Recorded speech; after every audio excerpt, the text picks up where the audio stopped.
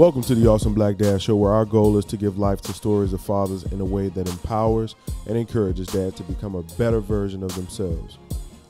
This episode kicks off our first theme month, and this month we're all about finances. As fathers and men, we're always told a man should provide and protect. The problem is that there's very rarely much dialogue after that cliche. The goal this month is simple. Encourage fathers to not just have conversations about money, but to be more deliberate in their pursuit of becoming better at personal finance, and also take advantage of some tips, tools, methods, and opportunities offered during these episodes. In today's awesome episode, we talk to Rendell Solomon. Rendell is Managing Director at Muller & Monroe Asset Management, a Chicago-based private equity firm that has advised over $1 billion of assets since its inception. Prior to joining M2 in 2008, Rendell worked as an entrepreneur in the media and entertainment industry in New York and as an engineer at Procter & Gamble in Cincinnati. Rendell obtained his BS in electrical engineering from Tulane University and his MBA from Columbia Business School. In 2016, Rendell founded the non-for-profit One Stock, One Future to turn 1 million youth into public company shareholders. One Stock, One Future uses workshops to expose young people to stocks and ownership. Then, with generously donated funds, the organization purchases gift certificates for public company stock so that each student can open their first investment account. The goal is to give each student a sense of hope, inspiration, empowerment, and opportunity via stock ownership. Rendell will walk us through the journey to become a managing director with Muller & Monroe. But more importantly, we will discuss the importance of teaching our children about ownership and how we as fathers can participate in helping One Stock, One Future achieve its goal by introducing our children to the stock market. And without further ado, I introduce to you Rendell Solomon. Absolutely appreciate you taking the time, and joining us for this show. And we'll get right into it. So I really want to know, who do you consider? It's really big these days to understand who people are, right? Mm-hmm. I'm not big on titles, but understanding who a person is helps you understand the things that they do and connect with them a little bit better. Absolutely. So who is Rendell? Wow. I used to joke with people and say, Rendell is just a kid from the west side of Chicago. Yeah. And, you obviously know something about the west side as well. So who am I? I'm the oldest of 3 kids, born to Johnny and Ida Solomon. And growing up, I really didn't know who I was going to become or what I was supposed to be. I essentially really had one main motivation, and my motivation was to please my parents. Mm-hmm. And so I didn't get in any real trouble, despite what we would have seen on the streets in our community. I got a little trouble, but nothing real. Kid trouble, like we just threw some rocks around, broke a few windows, throw a little crab apples over the 290. That's all. Just a couple things. Flip on some dirty mattresses. Nothing that made the parents have to come up to the school for some reason, right? Sure. So my motivation, though, looking at how they struggle, my mom working a couple jobs, dad trying to figure some things out as well with himself, as well as personal and work wise. Mm-hmm. I was like, if I go to school and get good grades leads to a good job leads to some decent money. Mama don't have to work 2 jobs no more. Mm. And so essentially the first 18 years of my life leading up to graduating high school, that's really all I could think about. Mm-hmm. And I'm not saying that that's a good or bad thing, but that's who I was. Felt like that was my purpose as the oldest of the 3 kids. I was like, I don't want to see this woman working 2 jobs the rest of her life. And so then she passed 12 years ago, 2006. And you were how old at that time? 13 years now. I was 28 at the time. I had finished business school, was still living in New York, made it back home in time, actually, literally the day before she passed, and decided to go back to New York to keep on doing my thing in the music industry.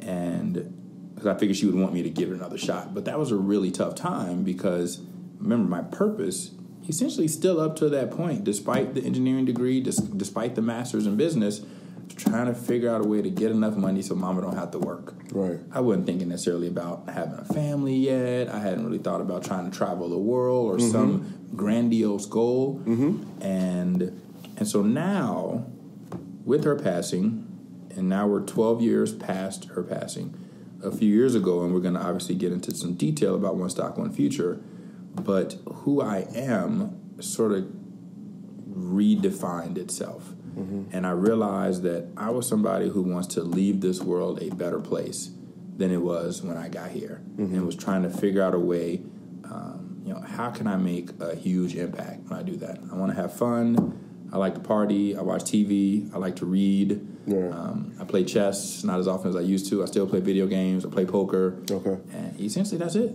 Okay. Yeah. No. That's a ton. And the idea of that, coming from a kid from the West Side or kids from any underserved community, we have this idea or perspective of the world, and sometimes the world is so small. Right. When you live on the West Side, you come up, that's all that you see, right? And being the oldest child myself as well, we had the privilege of seeing at an early age some of the struggles that our parents would. So we go through that experience as well. So I had the same feeling. So I can definitely identify with what you were saying. Like, my mom worked 2 jobs, and it's like I don't want that's something that I don't want to see either.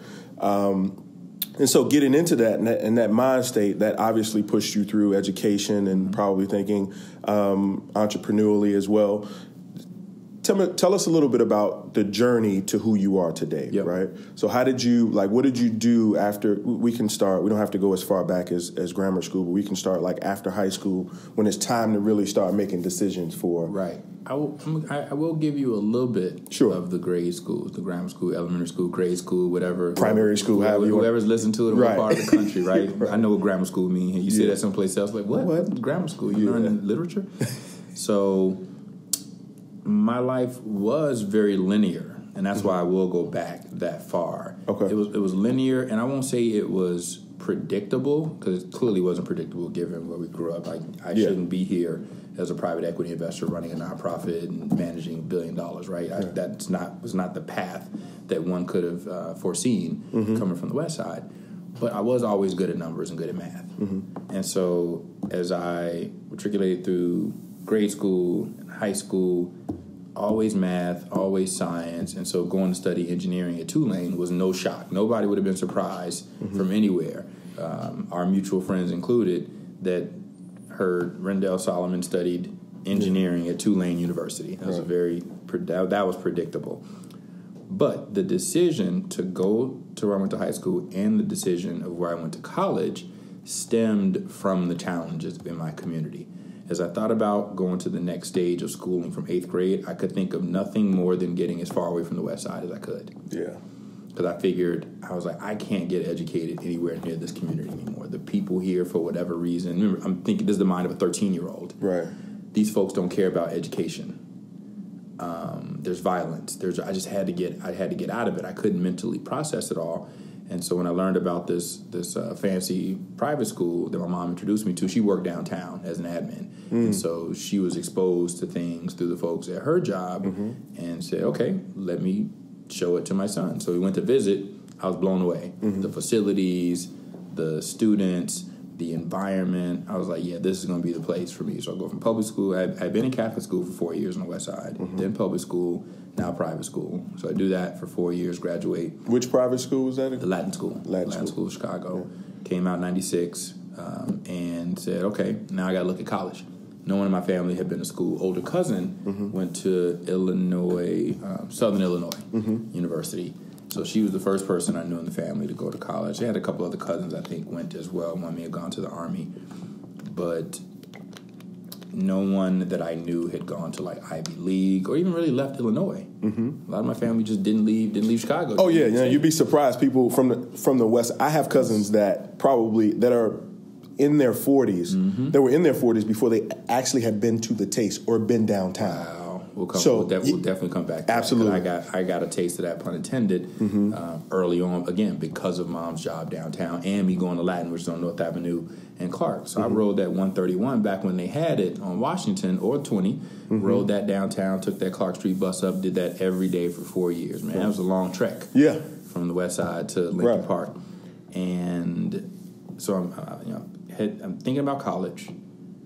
I go to a college fair and get introduced to Tulane there. And so I ended up applying to Tulane. Letters started showing up in the mail. So I remember having this box of applications to colleges. I didn't know what any of it meant. I had never been to any of these places. I hadn't even been on an airplane yet at that point by the time I started applying to schools. And so I applied to 6 schools and got into 6 schools. Tulane, Michigan, DePaul with a W. They were thinking about having me come hoop. I don't know why. I was okay, but yeah, I'm not coming to hoop at your school. Yeah. Princeton, Rice, and MIT. So got into all of them. Ended up getting a full scholarship to Tulane. We couldn't afford to have me visiting any of the schools. So I'm trying to make a decision just based on an application, and didn't have a computer really. So it's not like I could just Google it, look at pictures, or email some people and ask questions. But you did have an understanding that that MIT and I knew MIT and Princeton were in a Ivy League, sort of a different level. Right. So yeah, I appreciate that's a great question. And we'll come back to that because it feeds right into even where I work today right now in my introduction to my mentor. Okay. So I'm in those schools. I'm trying to make a decision. I did visit Rice, and that was my first ever flight. Yeah. Rice is in Houston. Okay. Yep, and they paid for me to come down. Sure. So that's how I was able to visit Rice. And I wasn't feeling it. Again, I didn't have a baseline to compare it to. Sure. So I said, all right, MIT, amazing engineering school, Princeton, also East Coast. I think that's considered Ivy League. Yeah, it's Ivy. Wasn't really serious about Michigan. No offense to my Wolverines. DePaul, like I said, I'm not going to Indiana to hoop at DePaul. Right. And Rice was a consideration as well. Princeton, I'm like, I don't want to go to school with a bunch of preppy cats with sweaters wrapped around their neck. No, thank you. MIT, I want to study engineering, but I don't know if I want to be a hardcore engineer. I'm like, those folks got to be some real nerds up there. And I'm not saying that to be offensive. I was a nerd. Right. I'm like, these must be some super nerds, man. So let me ask you this. Do you feel like, did any idea of being this kid from the west side of Chicago creep into that decision, right? Because you kind of, to some degree, drawing a line like, when you say more nerdy, I think they're a little bit smarter than me. I was thinking how smart they must be. So did you feel at that time a little intimidated because of where you came from, or you just truly thought that that's not where I really want to be? You had a better idea more of the self. latter. Okay. It was more the latter. I don't think I was afraid. Okay. Looking back 24 years now, I don't think I was afraid of being able to compete there. I had done an engineering program down at U of I. Okay. And I saw the kids down there. It was my junior year of college. They were building robots. Right. And so it was 2 things, Terrell. I was like, do I really want to do that? And am I good enough to do that? So it was a little bit of both. I think it was more the whole, do I really want to do that? I just didn't think I really wanted to be a tinkerer type engineer. I wanted to understand the concepts, but I didn't necessarily want to be a builder per se. And then the weather stuff started creeping in as well. Fair enough. So now I'm making this, I was thinking between this full scholarship at Tulane and going back up into more winters at MIT. And I ended up choosing going south. Also, keep in mind, remember, I'm trying to get as far away as I can from Chicago. So, and I don't want to interrupt your story. That's okay, but I'm going to do that because I really want to make a point. The dialogue. Right. So, it's interesting because we're kind of similar in the sense that, and again, it didn't sound like you grew up in a single parent household, right? So your father was there. My father wasn't there. And so when it was time for me to make a decision for college, it was 2 things. It was proximity to my mom and my sisters. In my mind, it was never nothing that my mom put into my mind, but I think it was a product of me kind of some of the experiences growing up and being the oldest. It's just that connection that I had with my mother. And then basketball. So I was, pretty decent at basketball, and I felt like I just, I could play basketball. So whoever was going to offer me a scholarship was thinking about going. And so the proximity thing, I never really thought about, even though I had a cousin or cousins that went to schools that were in the South and went to HBCUs. I never visited them, never really got that perspective, and we didn't have that conversation until well after. Right. And so what was it that made you, outside of just that wanted you to get so far away from being the oldest, made you want to get so far away from not just the city, but your family? With the family. It was a distraction.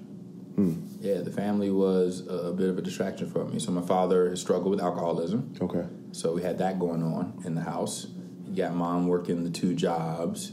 You do got the younger sister. So my sisters, when I left for college, were, if I was 17, so 13 and 14 and 9. Okay. And so I remember kissing my baby sister on the forehead before me and Mom got on the plane to go to Tulane. We had like some 6 a.m. flight because my dad worked at one of the airlines a while back, and we had standby tickets. And you remember when you was flying standby, you had to go real early because you had to make sure you was able to have a shot to get on every plane. Sure. So we was on that 6:30 a.m. flight, headed down to New Orleans.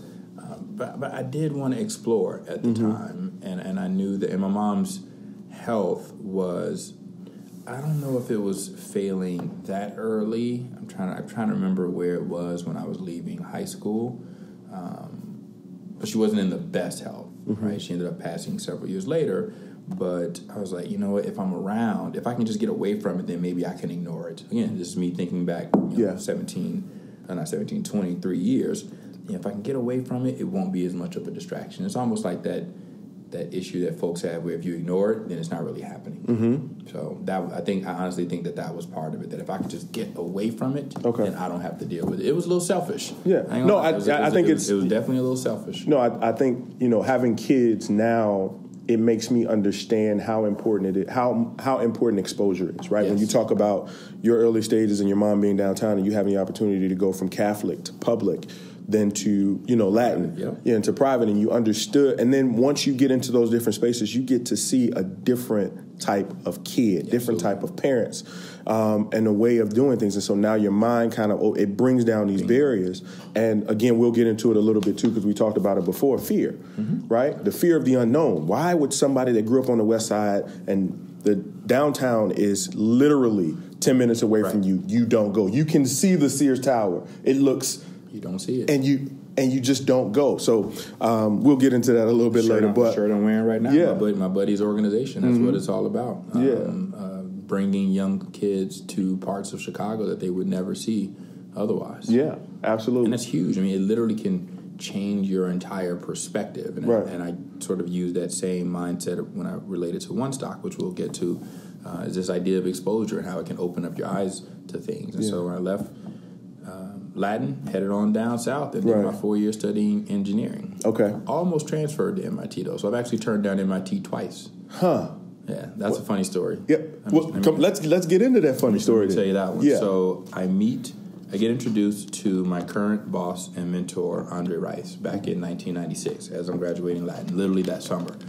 But at this point, I've already committed, like I'm an athlete, committed to Tulane. Committed I committed to Tulane, got my full scholarship. I'm headed to New Orleans. I meet this gentleman, African American. I'm about the age he was when we met. So I'm 40 now. I believe he was 39 or so when we met, which is an interesting space for he and I to be in right now, for him and me, rather, to get my grammar correct. So grammar school. And so he took me to lunch at East Bank Club here. Again, exposure. Now, I had been to East Bank Club because of Latin. A lot of my classmates were members there. I couldn't be a member there at the time, of course. I say couldn't. That makes it sound like we're living in the South. I couldn't afford to be a member. Racism? Right, exactly. They do have black members at the East Bank Club. Right. But I go there for lunch, and I've said this before in other interviews and conversations, but I believe that Andre was the first African American male that I interacted with that directly in a suit, businessman, that wasn't, or wearing a suit that wasn't a church or a drug dealer or like a pimp or something like that, right? Like I didn't see brothers dressing up, presenting themselves well. My dad was a blue-collar guy, worked for, FedEx or UPS and the airline. And this is middle to late 90s, so this isn't that far or long ago. Not that long ago at all. So I meet this brother and immediately becomes advisor, mentor. But as he recalls, he was already thinking about how MIT may have been a quote-unquote better choice. So there was a higher caliber school. Nothing against my Green Wave. I love Tulane. But, there are levels to schools for a variety of reasons. I will not get into that argument and discussion with folks for this conversation. But suffice to say, he thought I should go to MIT. I was like, I don't feel like switching. I'm already committed to Tulane. He didn't want to force it because we had just met. But he gave me a piece of advice that I still use to this day. He's like, well, why don't you just apply? At least put the choice in your hand to possibly transfer as opposed to not applying at all. So I was like, okay, that's reasonable. It doesn't cost me anything to apply. So I applied as a transfer. I get in again. I'm preparing. I still don't want to go without visiting. He gets me a flight. He's got points, Amex, whatever he did at the time. So he gets me a flight. Buddy from Tulane doesn't wake up in time. I can't get to the airport. I miss my flight. So now I got to call this brother up, whom I've just met a few months earlier. I've already now wasted his airline ticket. Now, this ain't Southwest or the time you just get that back. Mm-hmm. I don't visit. I thought deep, talked to my mom. I was like, I can't transfer. I don't know. I mean, I was not a very religious person or a very spiritual person, but I was like, maybe that's a sign. Maybe I wasn't supposed to transfer. Maybe I was supposed to miss that flight. And I don't transfer. He don't make a big deal out of it. We move on. Obviously finish up and things turned out just fine. What's funny is this also became, unbeknownst to me, one of my first lessons in the importance of relationships. In business, in school, and whatever it is we're trying to get done. Relationship. You and I get introduced because of relationship, Terrell. Yeah. Turns out that there was a gentleman, older white guy, extremely wealthy, who had people. You know that phrase. He had people. Yeah. In the MIT circle. And this gentleman was basically going to have everything for me taken care of financially. How he was going to do it, I don't know. Maybe his money, maybe him and his friends, maybe they got together and decided we're going to sponsor this one black kid on the basis of Andre asking them to or introducing me. I didn't know that at the time. So I still had the money decision in my mind. I had the weather decision. I missed my flight. Now I've made friends at Tulane that I don't want to leave. Yeah. So I ended up not leaving. I ended up having dinner with that guy, though, the supposed the potential guy. Benefactor. His nickname is Big Dog, which is hilarious. That is hilarious. And we're sitting there, and he's sitting here, and Andre's there, and Andre goes, "Yeah, this is the kid that was supposed to go to MIT." And Big Dog goes, "This is him?" And he's pointing at me without looking at me. He's like, "This is him. This is the kid who turned down MIT." I was like, "Yes, that's me." I was like, but I think I turned out okay, though. Well, yeah, I mean, that's fine. Yeah, and so people can argue, is there something better than okay, right? And then also, you can also, and it's good that you can have this conversation and laugh at it because you can, people, as adults, we have this idea of regrets, right? And to look at something like MIT that just does not come very often for... And I really want to get away from saying it from a kid from the West Side. It's just you don't hear it. We should probably hear it more. I would have been. I probably would have been one of. Yeah. My guess is nobody in your class. Right. Nobody in my went to MIT. I'm pretty sure nobody in my 8th grade. I'm 100% sure nobody in my 8th grade graduating class from the West Side went to MIT. Right. I mean, it's a tremendous school. I don't personally know anyone that went to MIT. Now, I don't know if that speaks to how small my circle is, right. Or the lack of talent. But sure, either way. I mean, and it's not a shot at anybody. I have some really dope friends, so it's not a shot. But it's just when you think about Ivy League and the opportunities that are presented to people who attend those schools. Absolutely. And that's what we're talking about. Access and opportunity, man. That's a great word to segue to the next phase. Yeah. So let's move into Tulane. Yep. You've done that. You leave Tulane and then you get into what I understand to be entrepreneurship and in the music industry. No. Okay. Do you go back engineering at Procter & Gamble? All right, so jump the gun. Got a regular job. I got an intern there summer of '99. Okay. So after my junior year, that turned into a full-time offer, which was incredible. And this was sort of my introduction to having what I would call real money. Again, we're gonna say the word West Side multiple times during this interview. My base salary at 21 years old was $53,000 a year. 21 years old. You were rich. I was rich. You were rich. Yeah. No, but my parents weren't making that. Grandparents. Matter of fact, my parents together might not have been making. No student loans. No. Actually, I did. The full scholarship covered tuition. Okay. I still had to pay room and board, which is why I became an RA. Okay. My second couple of years. But I still had about 25. But yes, very different. I came out with a lot in grad school, student loans. I'm still going to be paying off for a while. Yeah. But yes, the undergrad could have been a lot more. And private undergrad is very expensive. Yeah. Tulane's $35,000 a year at the time. Yeah. That's pricey, man. Yeah, that's pricey. So I go do engineering for 3 years, but back to that thought about why I didn't want to go to MIT. I'm at Procter & Gamble, but I'm like, I don't want to do engineering. Like I knew it early that I wanted to learn engineering, but I didn't want to be an engineer.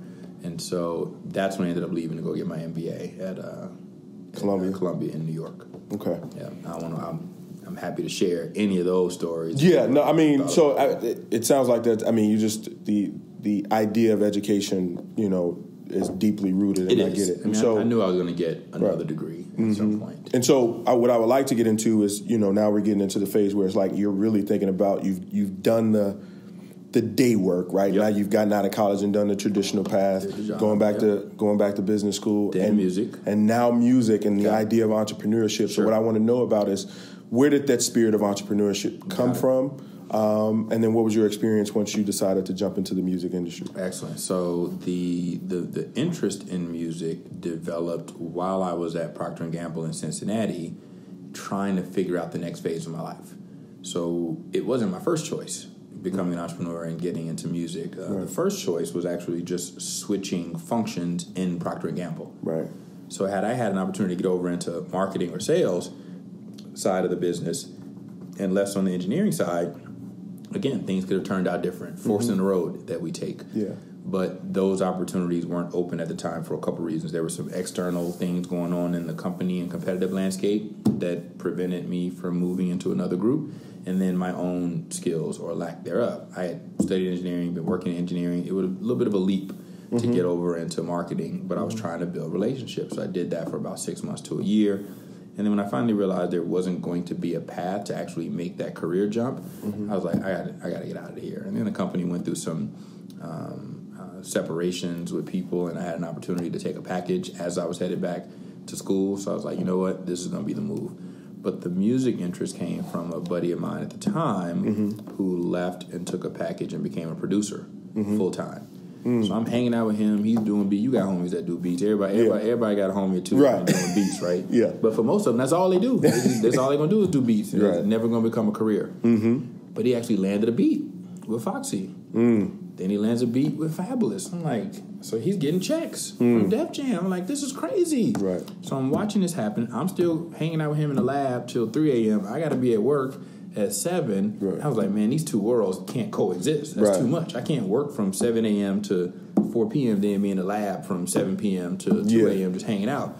And I didn't have a creative music bone in my body that I knew of. So I wasn't rapping, writing, singing, producing or nothing. But I said, this is an interesting industry. Let me look up more about it. And so now this is sort of 02 time frame. So think Napster's just unraveling and everything. And so the whole industry is starting to implode. I had a thesis. And my thesis was, first, I learned about artist management.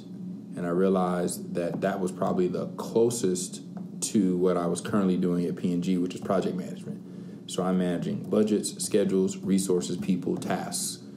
Same thing with an artist, except the artist talks back. Toilet paper and toothpaste don't talk back to you. Artists talk back.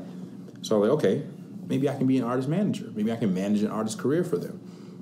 Then, because the industry was imploding because of the change to digital, I was like, that's interesting in and of itself, because in chaos is where we find opportunities.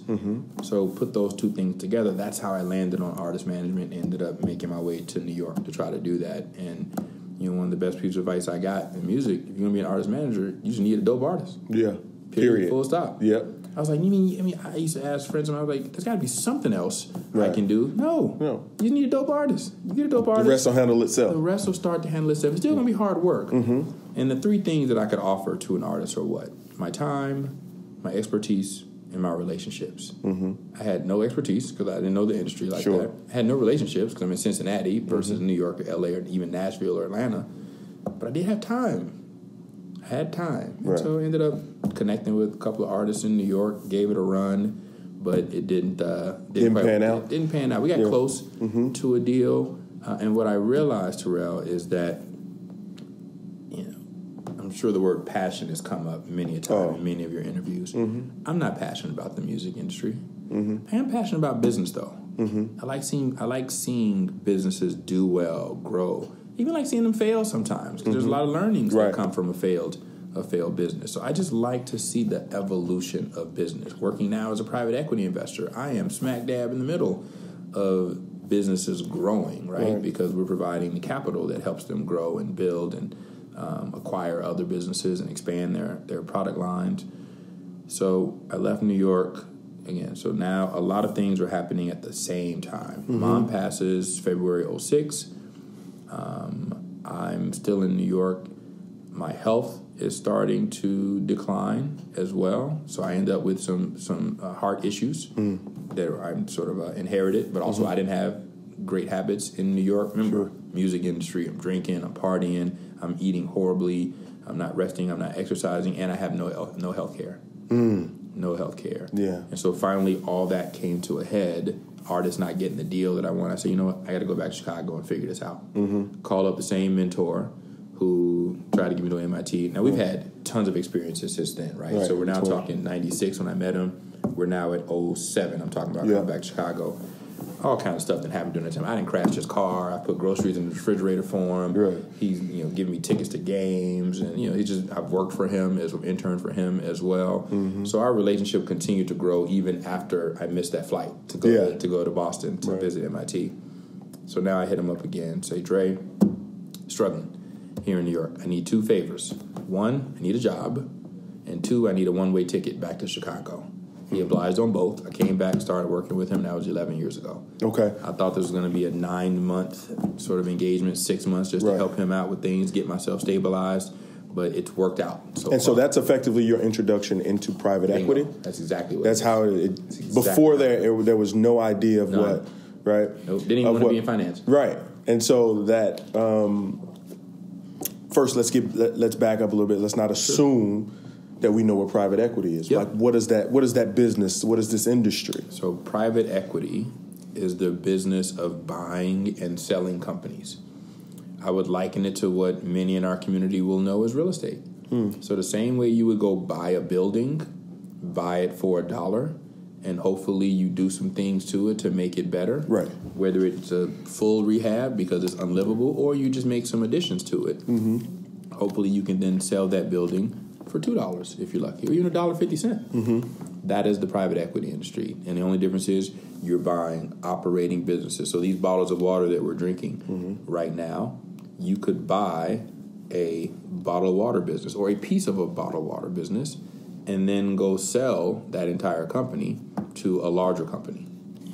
That's private equity. And so, to piggyback off what you were saying, when you thought originally, like maybe, I know it was an arbitrary number, but maybe you thought maybe the job offer was going to be for 9 months and you figured something else out.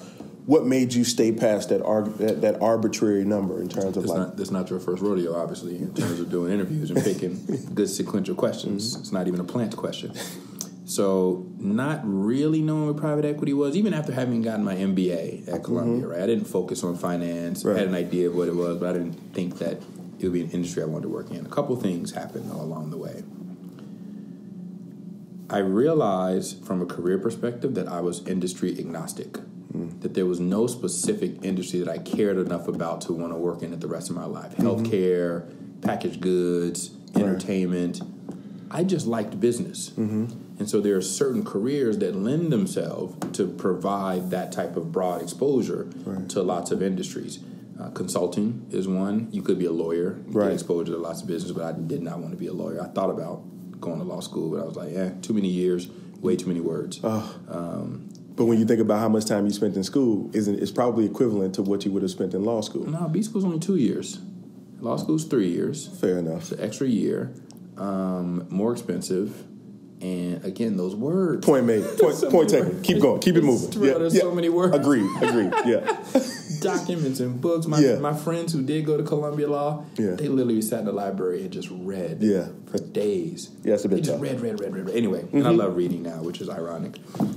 So I'm industry agnostic. I realized that this is that private equity, when you're an investor, you're exposed to lots of different companies and industries, right? So it's hard to get bored in that sense.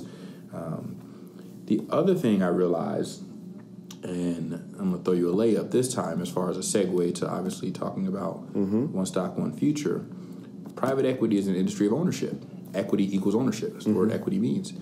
And so, the industry is about buying either all of or part of operating businesses, owning them. meaning that you have a say in how they run. And so I sat right here in this room where you and I are, and one unique aspect about our business, which is relevant for what I'm about to tell you, private equity investors, again, buy businesses. Our industry is providing capital to the folks who buy the businesses. So we are sort of a middleman in a sense, right? So we don't invest in businesses. So you're the puppet directly. master. You're the magicians in the back that fill the pockets of the people that want to be in the front. They want to be in the front. So they go buy the businesses. They do what they do. They help the businesses grow. So if you were a private equity investor, you would come to us because you're trying to raise some money. Yeah. And you would say, I need X number of hundreds of millions of dollars because I am really good at buying companies in this industry. My job, our job, is to assess whether or not you are as good as you say you are. Do your numbers pan out? Does your team, do you guys have the expertise that you say you have for investing in those types of businesses? And then we'll meet with dozens of managers saying the same thing in their industry. So now we got to figure, okay, which of these guys, I use the TV show Shark Tank as a way to describe what we do. So our, my day job is Shark Tank essentially, except the sharks invest in businesses, we would invest in sharks. So I'm trying to place a bet on which one of those sharks are the better is going to has the better acumen for picking good business. Bingo, right? Yeah. So with that said, sat in this room, there were folks sitting basically right where you are, telling us about what they do, and it turns out that this group, this company, owned a company called I'm trying to be careful here because I'm always careful about saying names. Yeah. But they, I'll go ahead and say it. They owned a company called, or part owner of a company called Take-Two Interactive. Okay. Probably never heard of it. Never heard. Okay. Take-Two Interactive owns Rockstar Games. Okay, heard of them. Rockstar Games makes Grand Theft Auto. So I'm sitting here in a room with a group of investors who were part owners of the company that owns the company that makes a video game that I was still playing at the time. Yeah. I'm going, huh?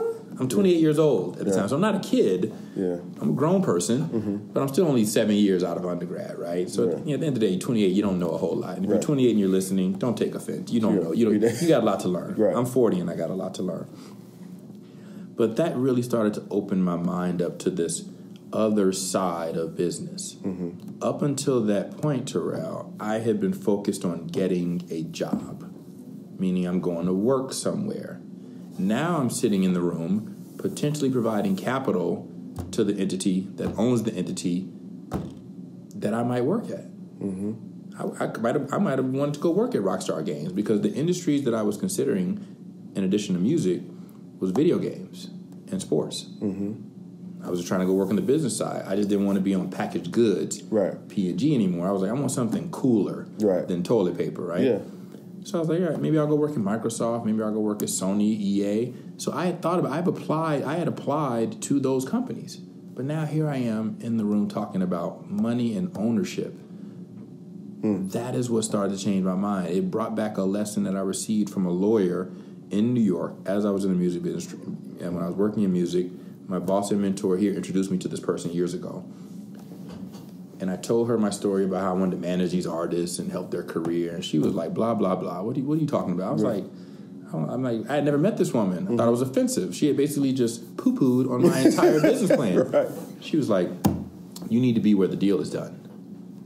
Didn't know what she meant at the time. Yeah. She said, you need to be where the deal is done, because where the deal is done is where the money's made. Everything else is just residuals after that, right? And none of this is meant to say don't go work. Look, I work a job right now, and I love my job, right? I don't think we're all meant to go start a business per se. When I hear people, I've still never really fully watched that gentleman interview who tells people who work jobs that they're suckers and stuff. I won't even give him the credit of saying his name right now. Oh, I know what you're talking about. Yeah, but you know, there's nothing wrong with working, because you can have an entrepreneurial mindset even in a job.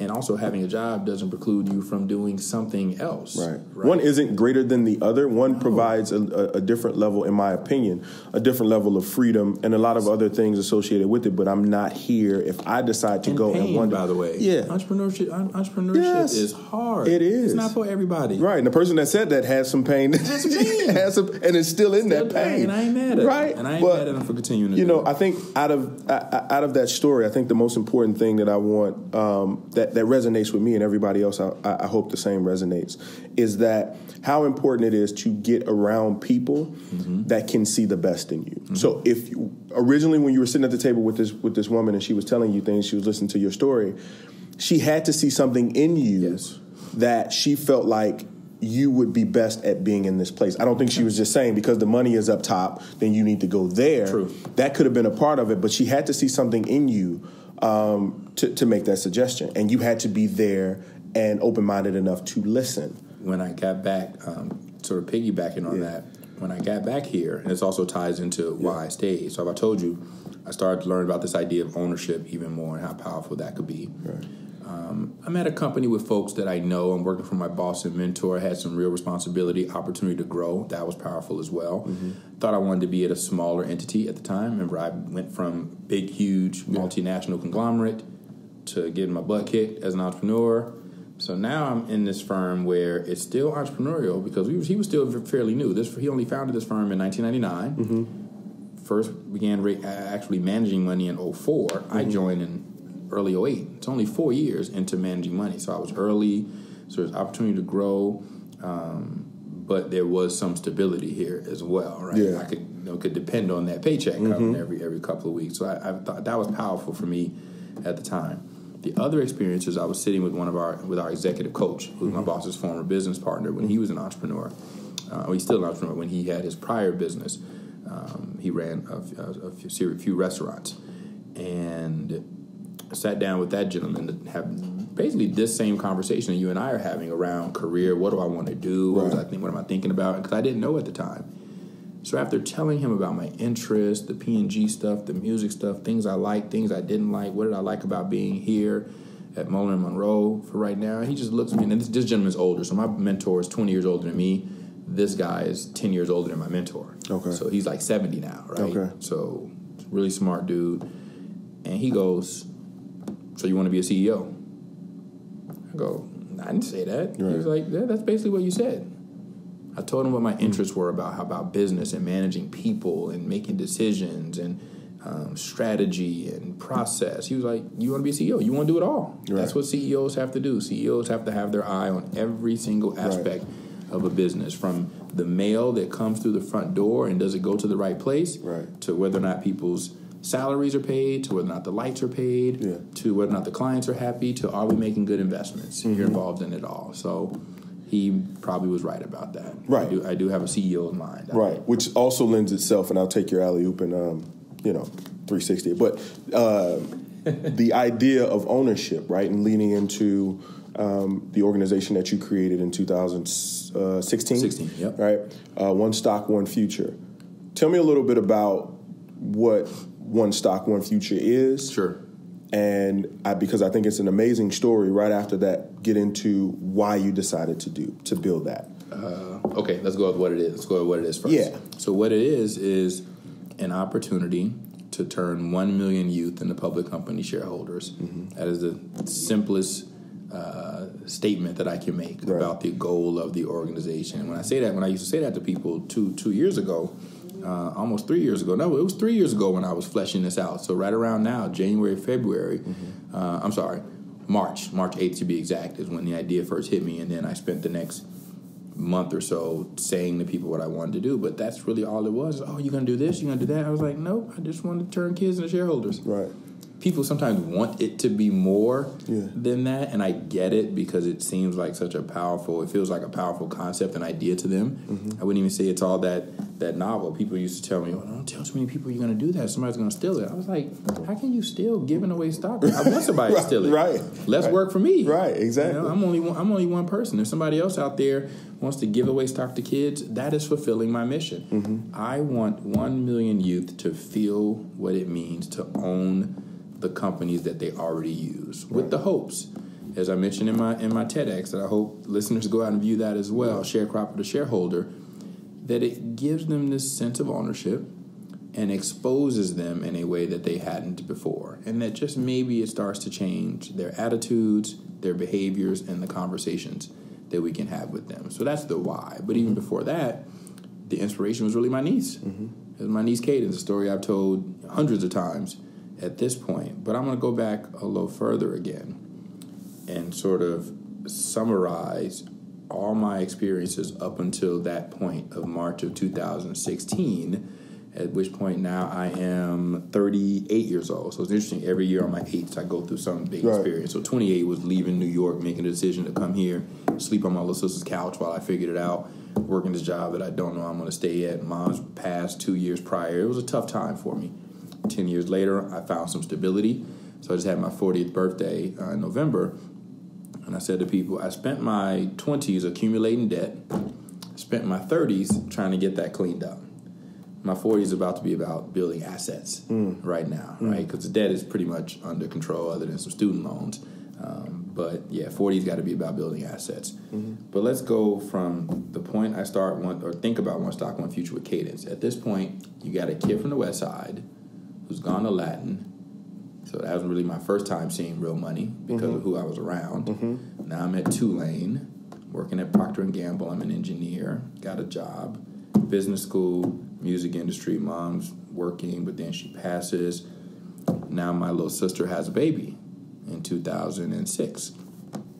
2000. When's Cadence born? 08. Yeah, Cadence born 2008. 2 years later, almost to the day that our mom passed, by the way, which is just an interesting anecdote. Mom passed February 19th. Cadence was born February 21st. Her due date was the 19th, though. Yeah. It was just a crazy phenomenon. So got this baby. And now I'm starting to think about legacy, Terrell. I don't have kids yet, but I'm starting to think about legacy and what that looks like. Legacy of the family, legacy of a name. This is my sister's baby. This is my mother's grandchild, my daddy's grandchild, my granny's great-grandchild. And I'm like, okay, got to give this kid everything I can. She's got two wonderful parents, mother, father, my sister, her husband. They're doing everything for this child, right? What I'm doing is I'm just adding on to it. Right. Nothing I'm doing that they aren't doing for this child. Which is what uncles and aunts are supposed to do. That's what we're supposed to do, absolutely. I mean, this child was reading early. She's active. She's well-behaved.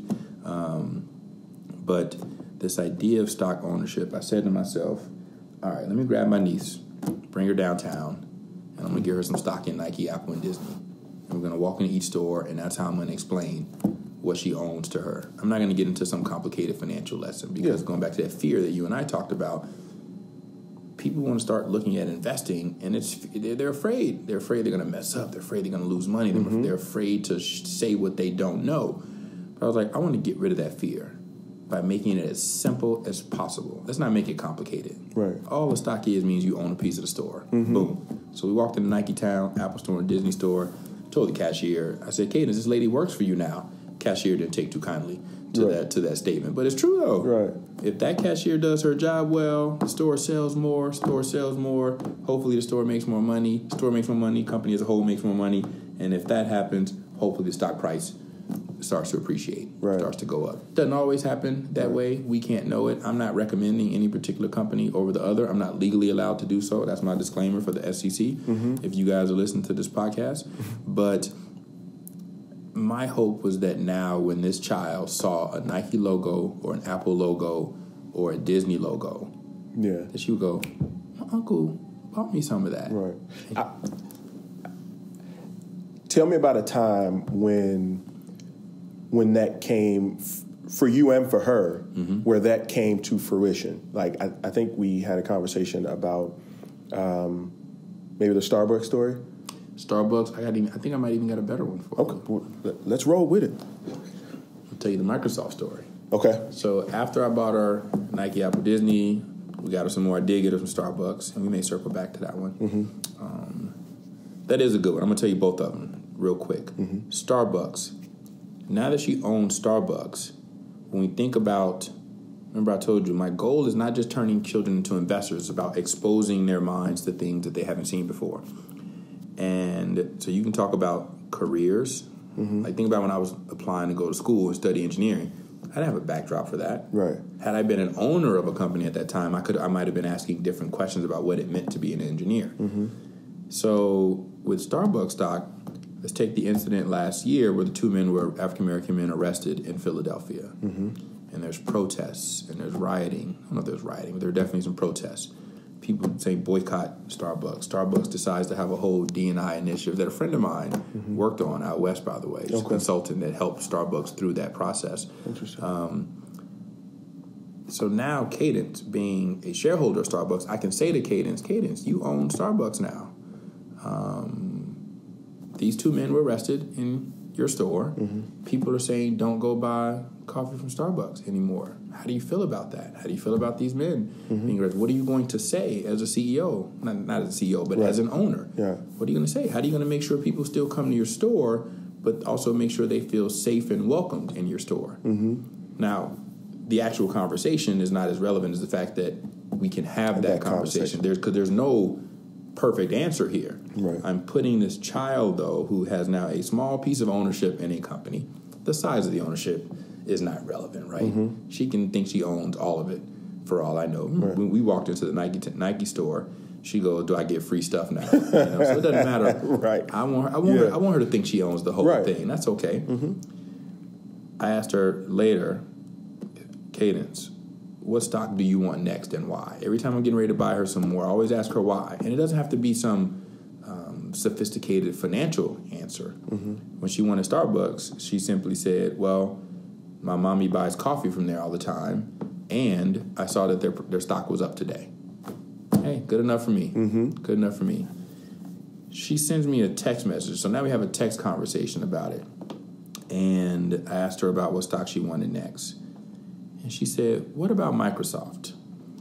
Because I know they got something to do with Mojang.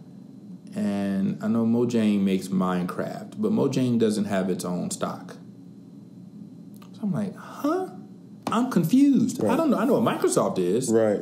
I've heard of Minecraft, the kids' game that they play. I don't know what Mojang is, though. Right. I look up Mojang. Microsoft had bought Mojang for $2 billion. Bought the company, private equity. They had bought the company. So Mojang was a privately held company until it got bought by Microsoft and it becomes public. That is the way the early investors in that company would make all their money. Yeah. So I find this article. I go, look at this little child. She knows that a game that she plays was made by this company called Mojang and somehow learned that Microsoft had something to do with it. I got her some Microsoft stock. So now she's an owner of the game that she plays all the time. And so if we can do that with more and more and more youth, and that's what I've been doing for the past couple years, and it's not easy. It's not easy, one, because it's on one person and I still work a full-time job. Right. It's not easy because while my thesis plays out well with a Cadence, these are still kids, and it's hard to keep their interest. I usually work with young people ages 8 to 18, and so they have differing levels of understanding, but also interest and backgrounds. And the organization is focused on underserved youth. And that could be underserved in whatever capacity. Economically, it could be something related to race. It could be gender. It could be disabled. Doesn't matter. I'm working with all kids, no matter what they look like. But the key is that there's got to be something that's missing out of either their community, their family life. So I've worked with kids in the foster system. I've gone to the juvenile detention center. Now, I didn't get to formally do the One Stock program the way I wanted to, but that is the level that I want to take the organization. Sure. Homeless kids. That may seem counterintuitive, like they got bigger things to worry about, right, than owning stock. But at the same time, as we think about really taking things to the next level for our communities, the goal, remember, is not that they become investors per se on their own. It's that they feel this sense of connection and belonging, and that hopefully this newfound ownership changes their perspective about what's possible. That's, at the end of the day, is what the goal of One Stock is. So whether you're homeless or not, I want them to remain optimistic about what's out there for them. If they have come from a single-family home and they're struggling there, if there's a way for that child to feel a sense of belonging that they didn't feel before, then my job is done. Absolutely. I think that in any child, right? I think that the powerful thing is that your niece is now thinking about, with everything that she does, she thinks about ownership, and she probably thinks about ownership first, yes. Right? And so once you begin to think that way, there are a lot of things that begin to get out of your way because you're prepared for it. So even if you're home, no matter what situation that you're in, if your frame of mind is at a higher level, you're only going to be in that situation for so long because we all have to go through our trials and tribulations, right? But your mind frame, if you work and pay attention, that's why mental health is so important these days. If you put yourself in a space where you're always thinking about being better than you were yesterday, right? And how you do that, I think that the future is going to be way brighter than what you have in the past. So I would like to get into the idea of, like, where do you believe that all starts from? We have this idea, not this idea, but there's a stigma within our culture and our community where about money, where we don't talk about personal finance. We definitely don't talk about investing. We definitely don't talk about ownership and a lot of all the other things that come along with it. And they're simple concepts to some degree, but these kids grow up to be adults that can't have simple conversations about finances. So I think that your idea about from sharecropper to shareholder is a perfect example of that. And so can you get into a little bit about the theory? The phrase came about after One Stock, One Future was founded, after the experience with Cadence. One day I think I was sitting around with Granny, and I thought about Granny and Papa being being sharecroppers in the South. And I thought about my niece picking stocks, and I was like, sharecropper to shareholder. And then it just hit me. I was like, wow, that phrase is kind of powerful. Let me look it up. Hit the old Google. Let me ask the Wizard of Google what they think. And I think somebody may have owned it, and I looked it up, and I bought the website and working on trademark. Right now I don't know exactly what I'm going to do with it. Could do a book, could do T-shirts. But the concept is about that. Seminars. The concept is just moving that mindset of ownership. And you already touched on the fact that within our families, especially in the black community, given our history in the U.S., there wasn't the space to have that conversation, right? My grandparents, probably yours as well, they were focused on survival. They were focused on survival, right? They had to get out of the South. They might not have survived down there. So my grandfather, grandmother moved to Chicago, looking for a way to survive with their 3 kids. So then my mother, still on the West Side, so it's not the South, but it's still some issues.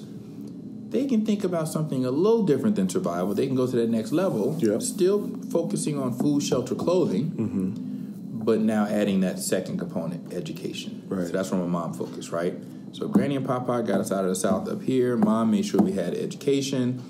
And then now, my generation, me and my sisters, for my niece, so Cadence got food, shelter, clothing. And she's got education. That's covered.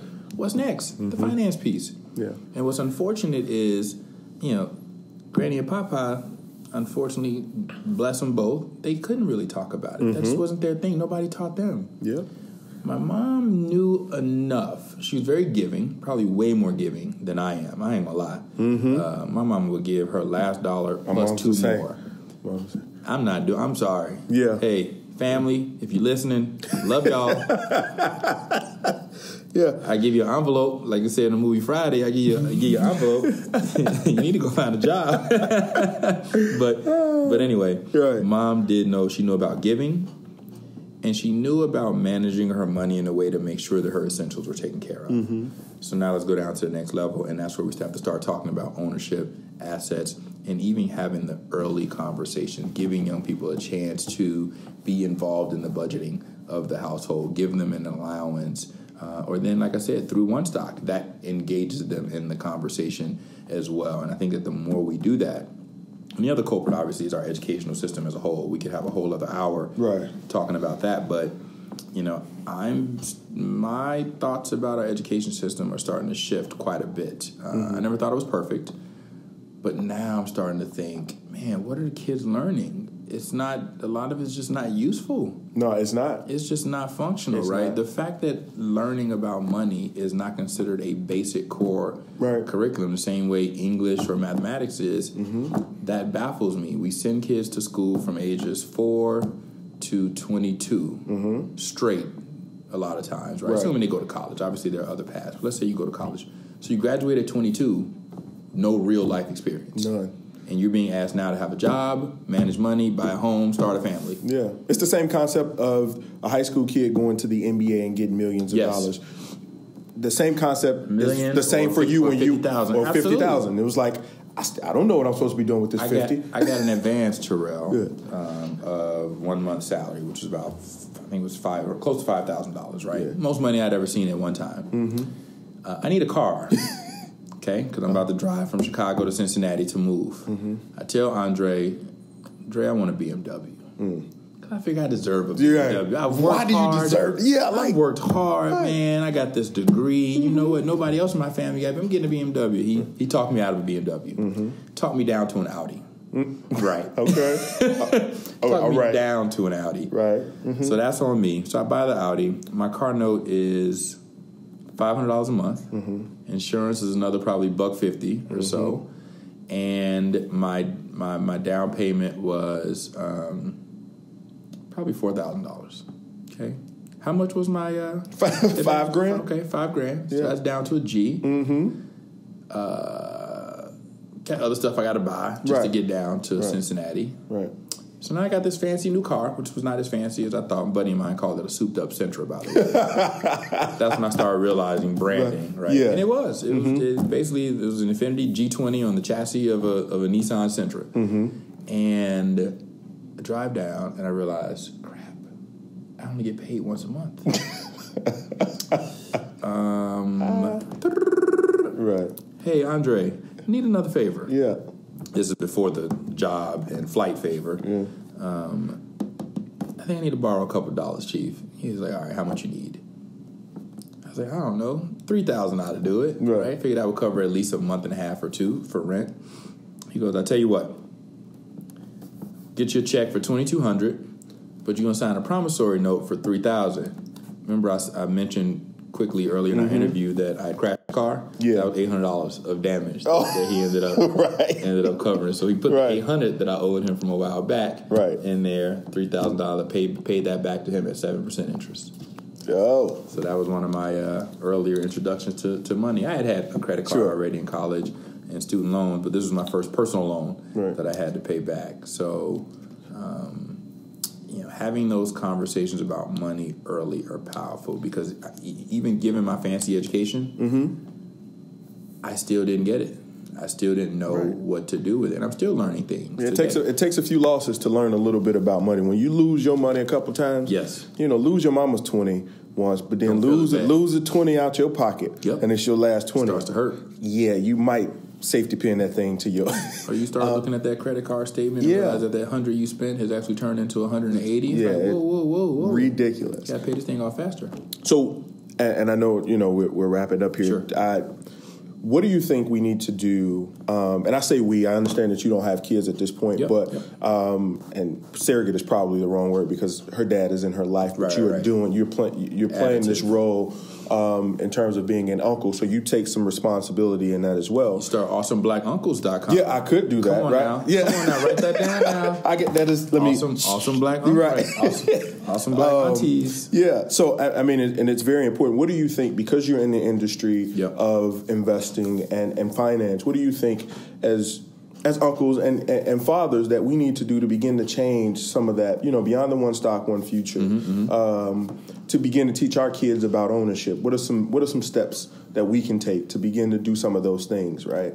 I think the word fear that you and I have talked about, I think getting around the fear and the pride of what we believe we don't know, what we think is outside of our realm of possibilities.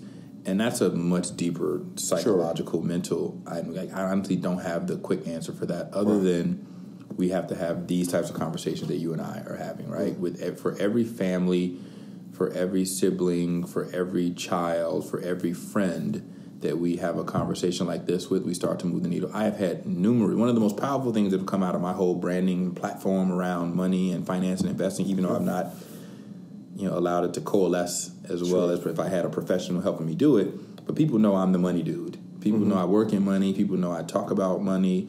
one stock, saving, investing, managing credit. Yep. Yeah. I have no problem posting my credit score. People think I'm humble bragging, maybe a little bit, but it's also motivation, I hope. I hope it's inspiration at the same time. I think every one of those conversations helped move us forward. I've had numerous friends say, Rendell, I don't say this often, but your posts motivated me to do A, B, and C. Yeah. I have friends who told me they've saved up 9 months of expenses. I've had friends tell me they paid off their credit card. I have friends tell me their credit scores like 830 right now. I'm like, yo, that's crazy. Right. I ain't nowhere near 830. And like I love seeing that, because that's what I feel like part of my purpose is to inspire people to do that. And so for every additional person that has some successes in terms of managing their money, it's going to take a long time. It took a long time to get here, Terrell. Yeah. It's going to take a long time to get out. I think in my closing, one of the things I realize is that for those of us trying to affect significant change in our communities, I think we have to accept that we're not likely to see it in our lifetime. Fair enough. And I think that once we accept that, it'll take the burden and the pressure away of trying to make it happen very fast. And then all we can do is our steps, right? Granny got to see the first black president. Yeah. My grandfather didn't. Yeah. And so to the extent that we accept, understand, and appreciate that every step that we take to move us forward, that it's having an impact, even if we don't see the final stages of it. Yeah, I think that's an interesting perspective, and to add to it a bit, and it might be a weird perspective. It's just my own thought and concepts. Like when it comes to kids, right? I think we never leave. When you have kids, when you say that we won't see it, if you have kids, I think you will, and even in your niece, right? If you never have kids and in your niece, when you leave this earth, I think that from a spiritual perspective, and I don't claim to be this, immensely spiritual being. I think that because when I look into my kid's eyes, I see me. He does things and has mannerisms and says things exactly the way that he's 6. Right. And so when you have that and you instill these things in them, I think that once they grow up and you leave this earth, that stuff is still manifesting, and it still is you to some degree. I can definitely understand, accept, and appreciate the perspective that, from an individual spiritual perspective, that you're going to see examples of the movement. I was referring to more so as a whole. When as a whole will we not see the vast majority of the African American community living below poverty levels, right? We may not. So that's what I mean. Sure, fair enough. If we want to wake up one day and only 10% of African Americans live in poverty, we would need to probably live to at least 2 something. Oh yeah, right. I think we had to accept that. Think about what the folks who were coming across the ship, to the folks who were living in slavery in the U.S., to the sharecroppers, to Jim Crow. They didn't live to see some of the changes, and I think they knew but that didn't stop them from trying to affect the change. I think sometimes we get caught up, just like with our materialism, that we want it right now. I think the same thing sometimes comes from social and economic justice. We want to see it happen tomorrow, and that begins to influence the decisions that we make today. Whereas if we were willing to accept that it's not going to be tomorrow, it's going to be next week, that you may take a different path to get there, or be more open to a different path to get there. No, that's fair. That's how I think about the money situation. I don't expect this money thing to change overnight, because people are really dealing with very real issues. And the question that I've had from folks is, what is giving $20 worth of stock going to do for a kid whose family is struggling to get food? I don't have a perfect answer for that, but this is the vision that I saw. This is what I know how to do. Hopefully somebody else is helping them figure out how to get some food. I can help with that maybe a little bit through some conversation, but my focus is getting these young people from stock and focusing on their next generation. Right, because you're not thinking about their demise, you're thinking about their future. Absolutely. And so you understand that there's going to be some challenges there, right? But I think we've had this conversation before, and I said that I think about it now. And my mom, obviously when you talked about our parents thinking about clothes, food, shelter, you know what I mean? She wasn't really thinking about stocks. And if my mom, when I was 2, bought shares of stock in Coca-Cola, I would be in a completely different space. Right. Family would be in a completely different space. And I don't know what Coca-Cola was back in 79 and 80, but I imagine if she could take $100 a year for 5 years and put it towards Coca-Cola, right, we'd be having a different conversation. You very well may be. And even if not financially, if it didn't create a boon, you would have a different concept of ownership at that point. Absolutely. Whether it's you may have decided you wanted to get into the beverage business. Right. Like, you know what? I own all this Coca-Cola, but there are other things out there I'm going to eat. Who knows what the possibilities are? And I think that is the focus of one stock, right? I think I mentioned to you, if I'm going to get a designer and talk about this stock being a seed falling into the soil, and it could grow into anything. Yeah. And so that's all we do. That's all we're doing is planting seeds of wealth. Yeah, absolutely, man. So I definitely appreciate you for taking the time and joining me on this conversation and dropping these nuggets, man. I really appreciate it. I do have one more question before you go. Yes, sir. Give me 3 things that you're currently working on to be a better version of yourself. Ooh, so I like reading nonfiction. So I read books about leadership. I read books about communication style. So that's one, just more reading. Therapy. So going to therapy and talking about everything from, relationships, that's both romantic as well as with family, friends, that is work relationship, whatever it is I need to talk about that may be causing me some issues, and really being open to being more introspective.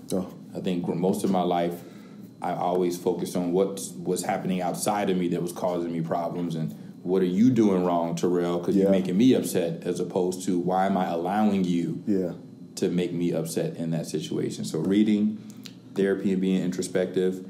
And the thing I think I need to do more of is setting goals and sticking with it. I think a lot of people think that because I'm doing all this stuff, everything's perfect. No, sometimes I'm lucky. Sometimes I fall into stuff. But one of my that third big goal is to be more disciplined. We have an acronym up on the wall right out here where we're doing this interview, and it's DWYSYWD. It's do what you say you will do. That is a huge acronym. Yep, DWYSYWD. It's also a palindrome, which is why it rolls off the tongue so easily. So DWYSYWD. Do what you say you will do. And I want to make sure I'm doing that a lot more in 2019. Not only for others, if I tell you I'm going to do something. So I told you I was going to be here at 1:30. Got here at 1:30. But I need to do that for myself as well. Sometimes I let myself down. And one of the big things that actually came out of my therapy session, letting you inside the tent, a lot of what I do tends to be external. I find pleasure in helping others. What we often don't do is be selfish. So I want to be a little more selfish. In 2019. You might as well go ahead and get it out of the way. You don't have them kids yet. So it's the perfect time to be selfish. Right? Because focus on self. Because you're right. If I'm not selfish now, it's only going to create problems. Later on. Right. And it's a healthy balance. I think even with kids, you still have to have this level of self-awareness and understand what you need with all of those things. My boss always asks people in interviews and other settings, you're in the woods with your child. And how old is your child? 6 and 4. 6 and 4. So you're with the 6-year-old walking, talking, right? You with your 6-year-old in the forest. You got enough food to last for one more day. Who do you feed? Well, I know I know my answer. You know your answer, and you can probably think of why it might not be the right answer. What was your answer? My answer would be I feed myself. Exactly. And a lot of parents and those who care for others, it's hard to think that way once you have that attachment. Because if you're not healthy, your 6-year-old's done anyway. Done anyway. So you got to give them, and this is what he said, you give them just enough to survive. They're going to be sick. Right. They're going to fall ill. They're going to be in pain. But you got to accept that because you need to be strong for them. That's why they say on the plane, put your mask on first. If you pass out, what's your 6-year-old going to do, right? He's going to die right along with you. 6 years going to die right along with you. So keep yourself. So that's why being selfish, people think it's a bad thing. I had a buddy of mine just post on Facebook. He's going to do more of that this year. That you got to focus on self because we're not mentally, physically, spiritually, financially healthy on our own. Not going to be a lot we can do for other people. Sure. Most powerful book you've read? Oh, I always get hit with the book question, man. So here's an interesting one. It's called Conversations with God.